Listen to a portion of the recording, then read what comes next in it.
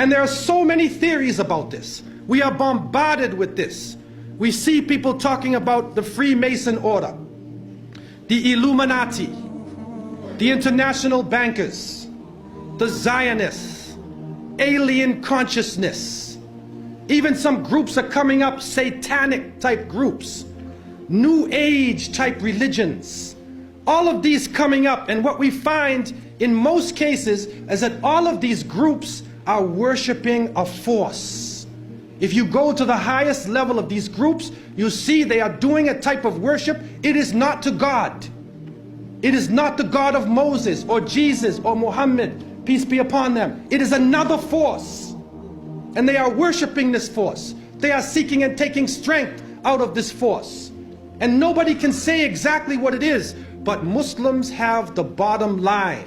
And Allah has told us, قُلْ جَاءَ الْحَقُّ وَزَهَقَ الْبَاطِلِ إِنَّ الْبَاطِلَ كَانَ زَهُوقًا. The truth has come, and falsehood will vanish, because surely falsehood is a perishing, vanishing thing. The Prophet, peace be upon him, said, there would come in the end of time great liars, kadhabun, dajjalun, to the point where they are false Christs, claiming to be false prophets, would lead you astray.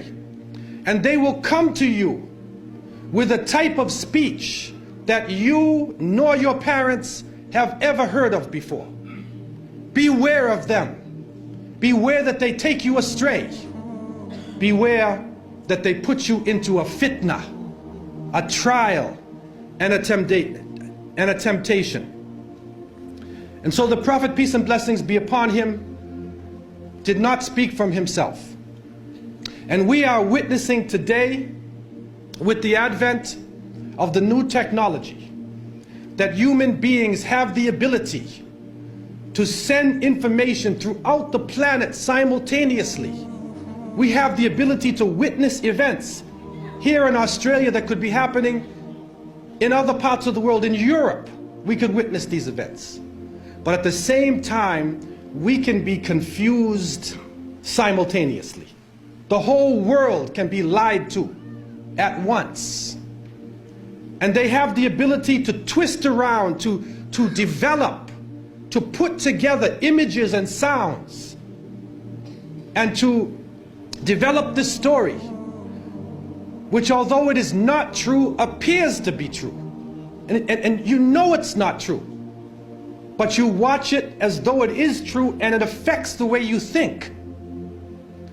And so, as the Prophet, peace be upon him, said, Sadaqa Rasulullah alayhi salatu wasalam, they will come to you with a type of speech that you nor your parents have ever heard of before. You have never heard this thing before. Sadaqa Rasulullah alayhi salatu wasalam. The masses of the people become helplessly preoccupied. Their lives are now bombarded with a series of cultural events. And these cultural events start to become the most important things in their lives. The World Cup, the Major League Series, the rugby, the cricket, the hockey, the tennis. Whatever the sport may be, we see whole nations coming behind sports. And the national heroes become sporting people. Even in Saudi Arabia, even in our own Muslim countries, the national heroes are now the soccer players. Who kicks the little ball inside of a net? He becomes the hero of the nation when people are dying on the ground. But yet we become preoccupied with this.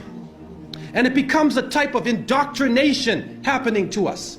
And with the use of powerful music playing on our emotions, with videos now being taken to the furthest extremes in the planet, people's thinking processes are changing. People are now in love with the superheroes, even confused about their own identity, trying to change themselves, change the color of their hair, change their eyes, change the way they dress, change the way they talk, on a global level.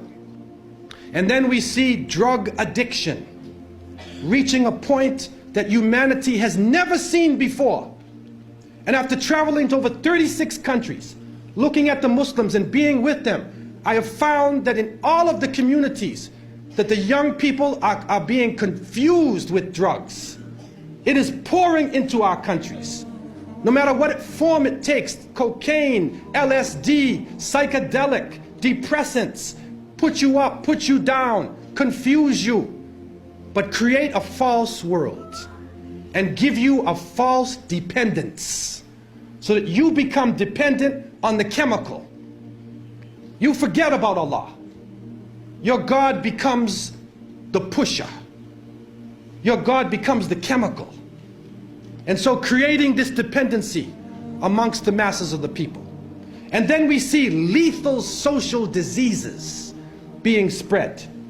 And it is said that in southern Africa, and Allah knows best what this really is, but they say that in some parts of southern Africa, 1 out of every 4 people is HIV positive. Then we see the planet malfunctioning. We're supposed to be rising in technology. Our life is supposed to be getting better, but the very planet that is created in order to serve us is malfunctioning. The air is becoming polluted. The water is becoming polluted. The animals are dying. They are cutting down the rainforests. They are destroying forms of life. And now we are getting strange forms of cancer. Other diseases, other lumps and tumors and things popping up in our bodies that we have never seen before. And it is happening all over the planet. The world changes. Those who are connected to the electronic technology are put into a state of fear. And images are being placed in front of their eyes, as the images were before. And these images are connected to the geopolitical situation. Don't be fooled.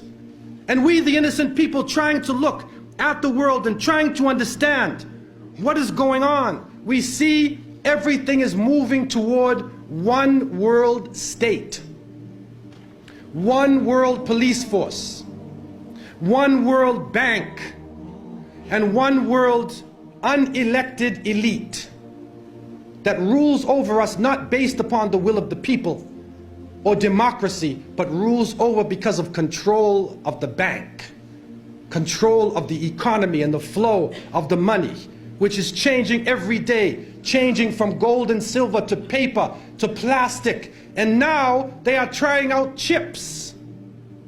They're putting chips in somebody's head. They tried it in Florida. And if you can take anything from me, don't ever let anybody put a chip inside of you. Don't let them do it to you, man. A microchip. And they say, no, it can do you a lot of good.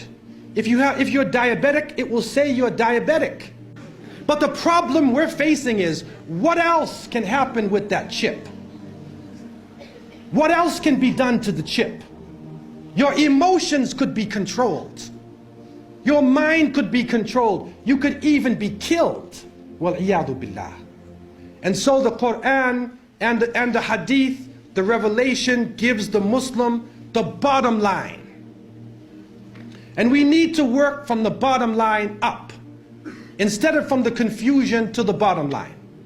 And when we go to the bottom line, we find that the Quran talks about in the beginning of time, when Allah subhanahu wa ta'ala had created the creations, and then He created Adam alayhi salam. And He turned to His angels, and amongst the angels was a jinni named Iblis. May Allah protect us from him. There was a jinni amongst them who was so pious and so knowledgeable, he was given a place with the angels. The angels could not disobey Allah. And so Allah told them in the oft repeated verses, Usjudu li Adam fasajadu illa Iblis. He told them, bow down to Adam, and all of them bow down except Iblis. And Surah Al-Kahf told us, Kana min al-jinn. He was jinni. He was not a fallen angel. He refused to bow down.